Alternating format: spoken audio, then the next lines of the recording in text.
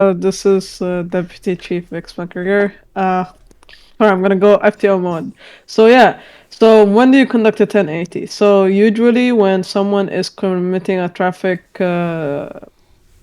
violation such as speeding, illegal shortcuts, or for example, recklessly driving, you will start off by using your megaphone to try and tell them to pull over. This is the first time, and then once you wait 10 seconds, if you're still like following them and 10 seconds have passed, you say it again. After 10 seconds, you if they comply like within the second megaphone, it becomes a 1026A, which I feel like a lot of people have not been conducting lately, so maybe we'll have educational aspects about it another time.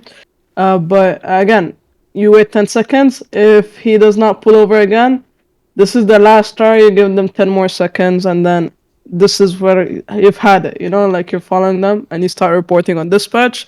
This is Deputy Vix McGregor reporting at 1080 on Beacon 10. Suspect is driving a black and white cruiser. He's heading. He's currently in Pershing Square, heading east or north or whatever. Need code 2. Need Sorry. backup. And you keep actively reporting where they go. So if Boomy goes left, you say, suspect has turned left, heading towards Mulholland Bank. Suspect has turned right. If he went off-road, you say suspect has went off-road. If suspect, for example, like got on foot, you say suspect is on foot. You always report the status of the suspect. And the most important thing is if you are the lead unit actively chasing the suspect, you're the one who's supposed to do the 1080. No one else. Everyone else shuts the fuck up, and the person who is the main unit starts reporting. Another thing, if an HSU is deployed, there's already a high speed unit and they are actively trying to chase him, but there's so many cars, you make way for HSUs to go first.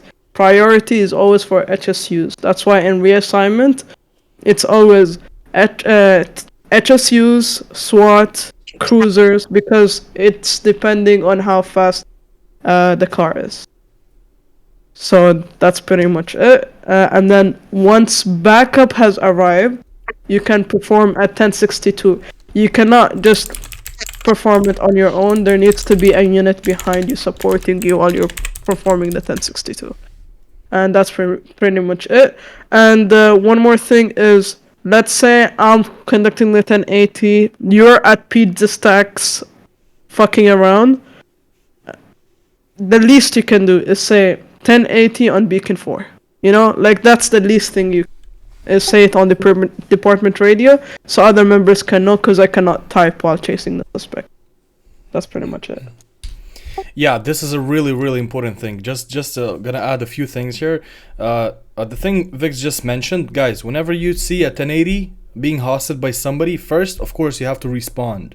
But if you can't, or whatever, you're sitting in the passenger seats, at least you have to type it in the department chat. It's the same for FM5s, because if somebody's calling FM5s, he probably doesn't have any time to type it in the department chat, right? Or else he's just gonna get fucking killed. So at least use your keyboard. It's free to type, like the letters are free, right? So you're not actually paying for them. It's really easy for you to fucking type FM5, whatever beacon is FM5 or whatever beacon is 1080, and participate. Because we really need to up the standards for the 1080s, 1026A. By the way, we went over the 1026A procedure the last time. We're gonna do it a few times more, and we're actually gonna host a boot camp. We're gonna teach you guys. We're gonna show you. I'm just gonna ask right now to whatever educational events, whatever educational reassignments we're gonna have. For you to guys to 10-3 and pay attention. Okay, we need people to be more serious from now on. Okay, regarding the 1080, I was gonna add something else. Whenever you get, okay, first, Vix mentioned it actually. I'm just gonna go over it again. You cannot really do a 1062 unless you have backup. it is pointless, right? Just think about it this way. If you're chasing a guy in fucking Las Venturas, you're alone. There's no point in performing 1062. You're crashing his car as well as your car. It's pointless, right? So whenever you have backup, actually, whenever your backup is arrived, you have to properly perform a 1062. How should it look like?